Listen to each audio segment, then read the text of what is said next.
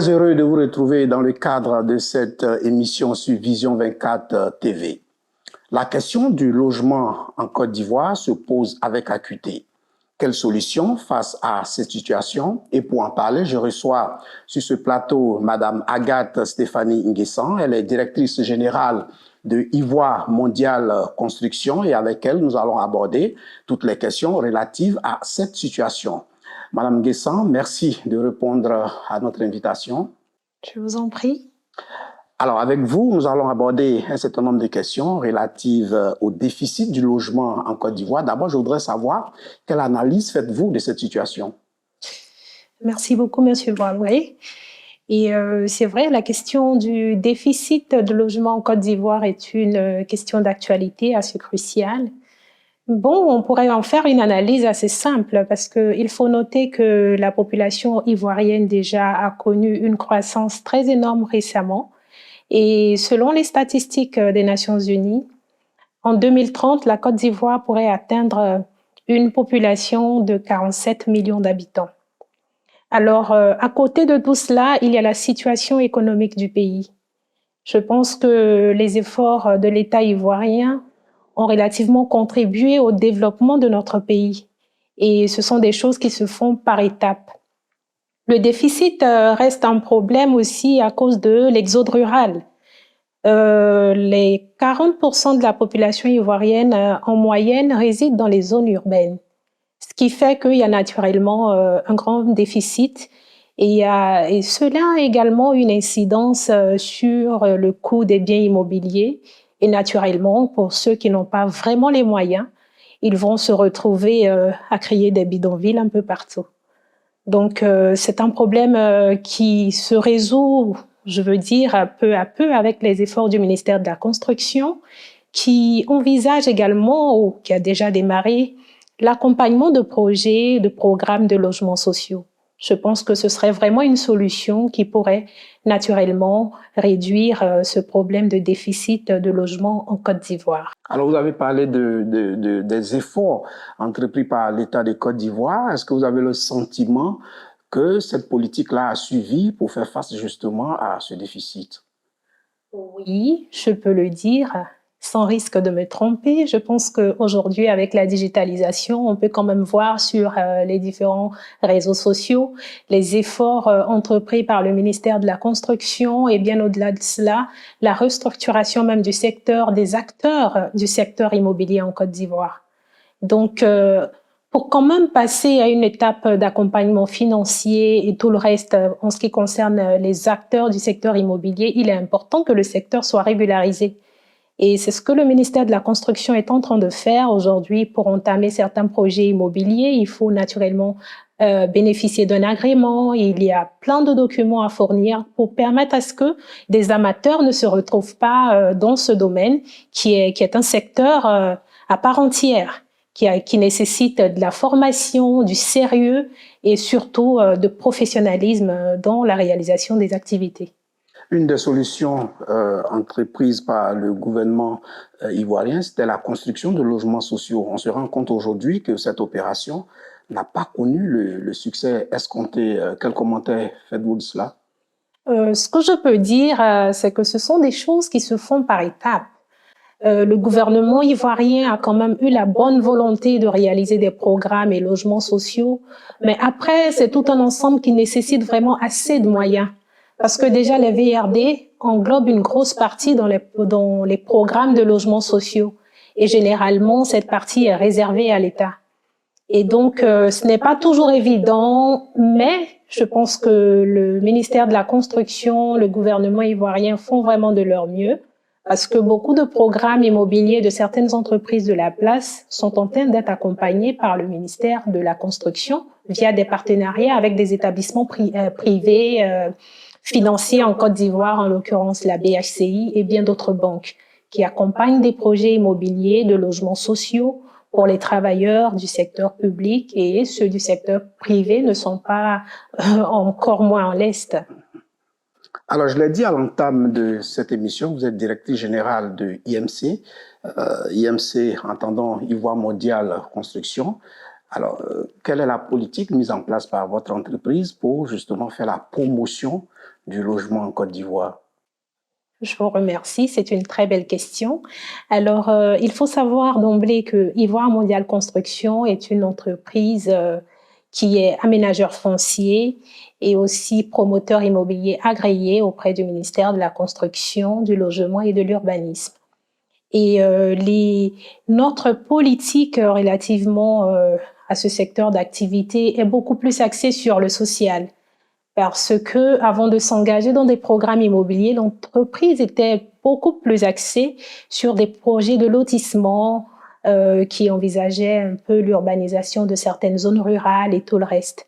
Et après avoir bénéficié d'un vaste patrimoine foncier, aussi bien à Abidjan qu'à l'intérieur du pays, nous avons souhaité pouvoir réaliser des projets immobiliers. Alors, il faut savoir que c'est beaucoup plus réaliste d'entreprendre des projets immobiliers quand on dispose du foncier. Et ceci a vraiment été notre politique de fonctionnement. Et nous avons des projets en vue naturellement, des programmes sociaux, et cela englobe toutes les couches sociales en Côte d'Ivoire. Les projets immobiliers que nous envisageons réaliser, pour lesquels nous avons même déjà commencé des travaux de décapage sur certains sites, vont pouvoir prendre en compte des logements sociaux, des logements économiques, des logements de moyen et haut standing, pour pouvoir vraiment embrasser toute la population ivoirienne. Et ce qui est beaucoup plus intéressant, c'est que nous, on ne se ferme pas uniquement aux travailleurs salariés. Nous sommes ouverts aux acteurs du secteur tertiaire, des personnes qui peuvent quand même générer des revenus, qui ne sont pas peut-être très rassurés ou rassurables à long terme, mais qui peuvent quand même définir un certain budget pour lequel ils pourront vraiment aussi être propriétaires d'une maison ou d'un terrain. Nous fonctionnons par des paiements échelonnés. Nous permettons à des personnes qui n'ont pas forcément les moyens de construire une maison maintenant de pouvoir bénéficier d'un terrain. Parce que je vous donne un exemple assez simple. Le citoyen lambda qui est peut-être jeune travailleur, qui commence pleinement sa carrière, n'a peut-être pas une épargne d'un travailleur qui a une vingtaine d'années d'expérience, qui lui peut s'acheter un bien déjà bâti à 50, 100 millions, à 25 millions ou 30 millions. Un jeune travailleur, dans ce cadre-là, il pourrait, par exemple, n'ayant pas les moyens de construire sur place, de s'inscrire dans un programme qui lui permettra d'avoir un terrain avec des facilités, où il aura son terrain peut-être dans un programme qui s'établit sur 1 an, sur 2 ans, sur 3 ans en fonction de ses moyens, où il pourra par exemple épargner 25 000, 50 000 francs par mois. C'est une épargne assez raisonnable. Et même pour les vendeuses de marché, épargner ne serait-ce que 10 000 francs par mois ou peut-être 5 000 francs par jour, trouver vraiment l'équilibre pour qu'ils puissent quand même sur le long terme ou le moyen terme bénéficier d'un terrain ou d'une maison.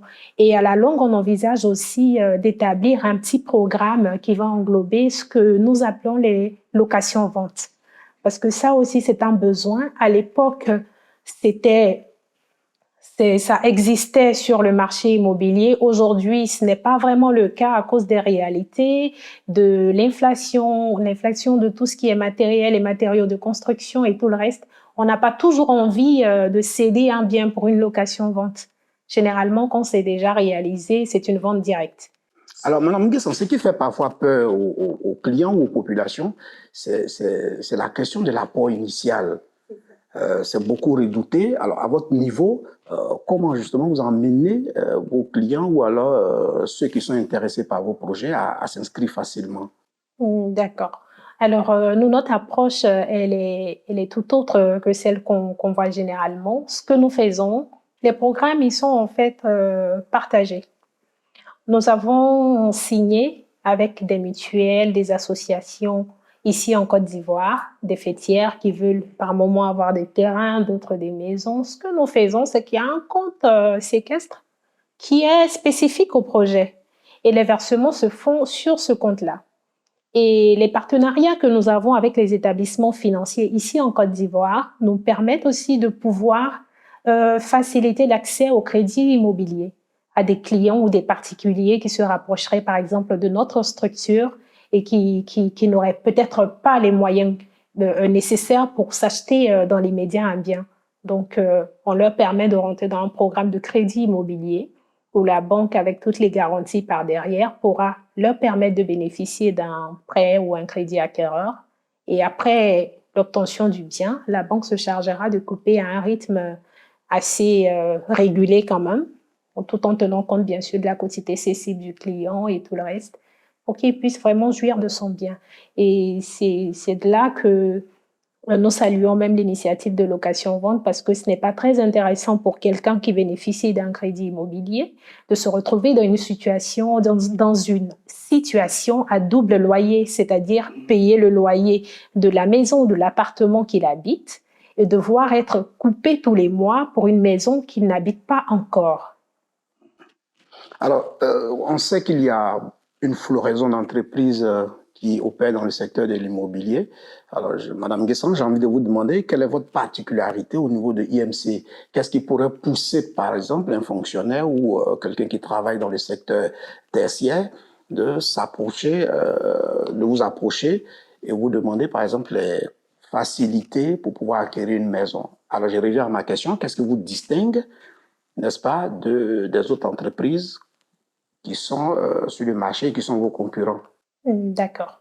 3 critères spécifiques nous distinguent des autres. Le premier, c'est la question de la transparence. Nous sommes vraiment très transparents avec nos clients. Donc, dans tout ce qui est procédure pour acquisition de biens immobiliers bâtis ou non bâtis, vous avez la possibilité de vous rapprocher de la banque, discuter directement avec elle, même si par derrière, nous faisons des facilités, juste pour permettre aux clients d'être rassurés. La banque va procéder à une analyse individuelle du client. Donc, ce sont des choses qui se font par notre intermédiaire, mais il y a vraiment une question de transparence. Au-delà de cela, il faut savoir que tout ce que nous entreprenons comme activité commerciale dans le cadre de l'immobilier est vraiment sécurisé par un contrat notarié. Nous travaillons avec des cabinets de notaires, voilà, inscrits à la Chambre des notaires de Côte d'Ivoire. Donc, ce sont des opérations qui garantissent la sécurité de l'acquéreur et aussi du vendeur que nous sommes. Dernier critère, c'est vraiment la politique sociale. La politique sociale permet vraiment d'embrasser toutes les couches sociales, dont les différents projets que nous mettons en place. Et ça, je suis sûre que vous n'êtes pas sans l'ignorer. Ivoire Mondiale Construction a à côté une fondation, Mbossou Aide, qui appartient à la présidente voilà, de l'entreprise, Madame Ndri Mbossou Marina. Donc, de par la fondation, nous essayons quand même d'entreprendre des actions sociales et c'est pourquoi ceci reste inéluctablement une priorité pour elle. Parlons de financement, de l'accompagnement de l'État de Côte d'Ivoire. Comment cela se fait concrètement? Et puis, est-ce que vous êtes satisfaite de l'apport justement du gouvernement, du soutien du gouvernement aux entreprises immobilières? Oui, je peux affirmer que je suis satisfaite parce qu'aujourd'hui, le ministère de la Construction, vous savez, aujourd'hui, avec la digitalisation, il n'y a plus de tabou. On a facilement accès à l'information et le ministère de la Construction reste très ouvert. Et déjà, le fait de faciliter la possibilité de bénéficier d'un contrat pour un logement social avec le ministère de la Construction, c'est un premier avantage parce que à cela, vous êtes vraiment exonéré. Et pour le cas où vous voudriez bien sûr faire venir votre marchandise de l'extérieur du moins, importer tout ce qui est matériel de construction. Et de deux, le ministère de la Construction a signé un accord avec la banque BHCI, la Banque de l'Habitat de Côte d'Ivoire, bien sûr pour accompagner les entreprises dans le secteur immobilier à pouvoir faciliter l'octroi d'un prêt à leurs clients qui seraient naturellement intéressés par l'acquisition d'un bien bâti ou non bâti. Revenons à une préoccupation que tous les Ivoiriens se posent. Aujourd'hui, beaucoup d'immeubles en Côte d'Ivoire s'écroulent, défaillance technique ou alors manque d'expérience des entreprises de construction. Quel est votre avis sur la question et comment pensez-vous qu'on pourrait résoudre cette question? Oui, ça c'est vraiment un gros problème auquel nous faisons naturellement face. Tous coupables, je le dirais. Mais le ministère de la Construction, comme je le disais d'ores et déjà, continue à être le policier dans cette affaire. Et il faut savoir que Bien sûr, réguler le secteur est très important pour éviter ce genre de situation.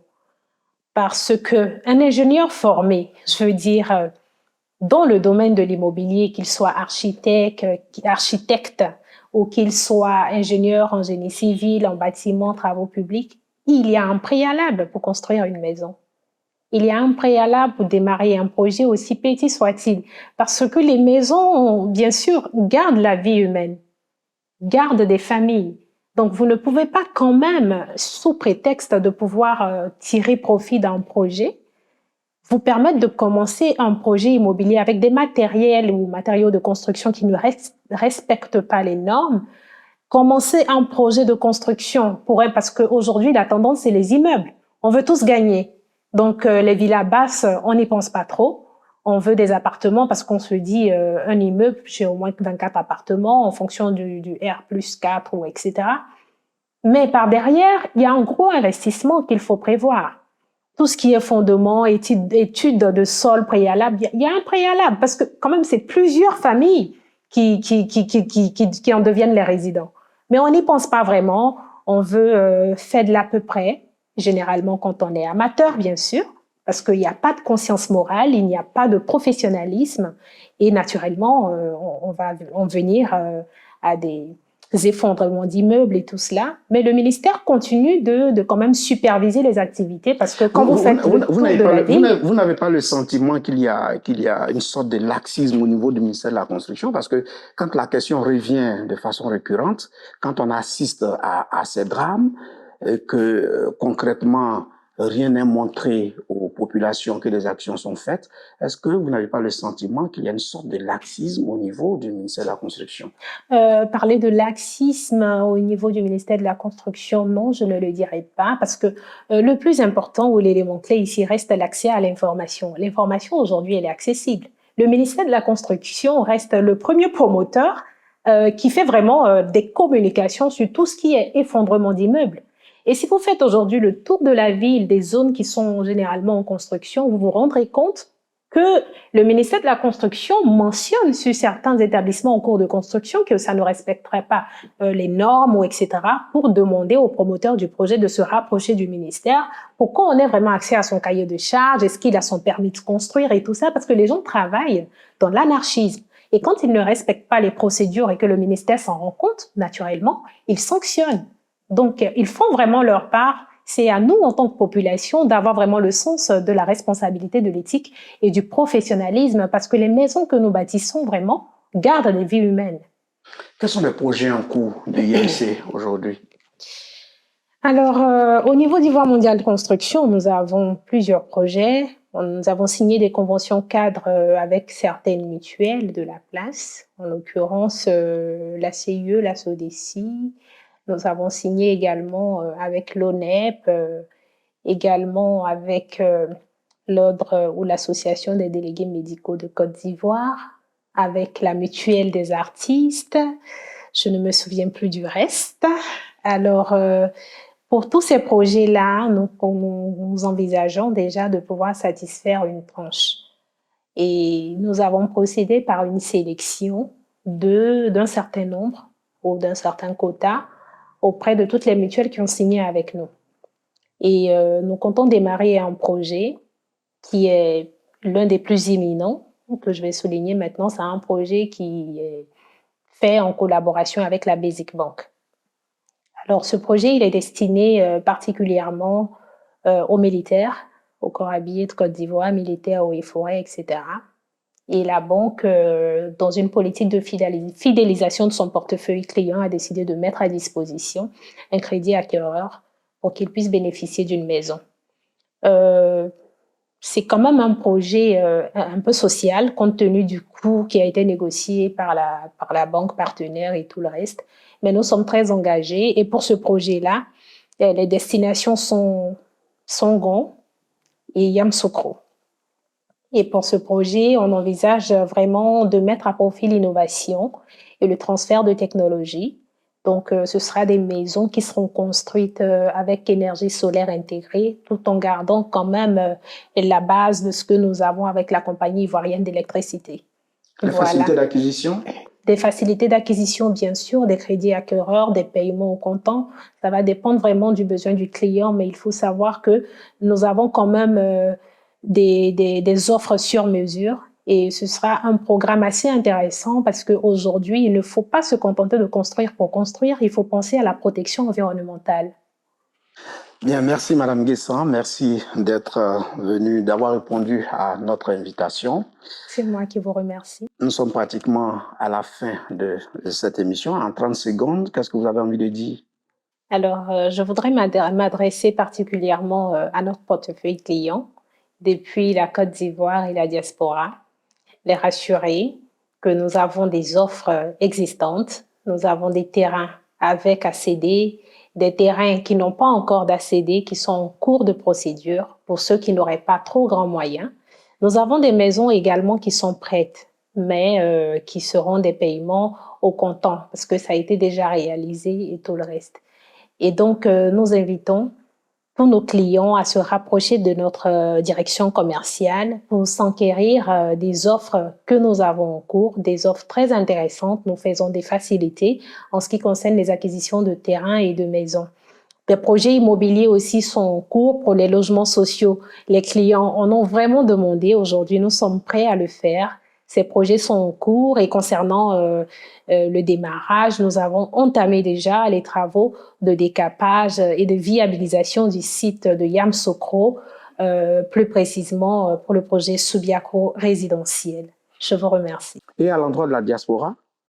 À l'endroit de la diaspora, j'aimerais vraiment leur dire merci pour la confiance qui est sans cesse renouvelée, et leur dire que nous avons des produits également pour eux, du sur-mesure, parce que on n'est pas sans ignorer la difficulté ou du moins les mauvaises expériences qu'ont vécues les citoyens ivoiriens résidant dans la diaspora qui généralement confiaient leurs projets immobiliers soit à des proches, soit à des entreprises pas très crédibles. Donc aujourd'hui, je pense que nous avons pu mettre en place des produits qui pourraient vraiment les intéresser, du réel, quelque chose de palpable, de pragmatique qu'ils peuvent voir, toucher. Alors quand vous serez en Côte d'Ivoire, n'hésitez pas à passer nous visiter et voir nos différents chantiers. Je vous remercie. Merci, Madame Guessant, d'avoir répondu à notre invitation et d'avoir répondu également à nos questions. C'est moi qui vous remercie, Monsieur Boisbri. Voilà, c'est la fin de cette émission que j'ai pris beaucoup de plaisir à vous présenter. Merci à toute l'équipe technique. Inous Doumbia était au cadrage, Sévio Kouma à la réalisation. À très bientôt.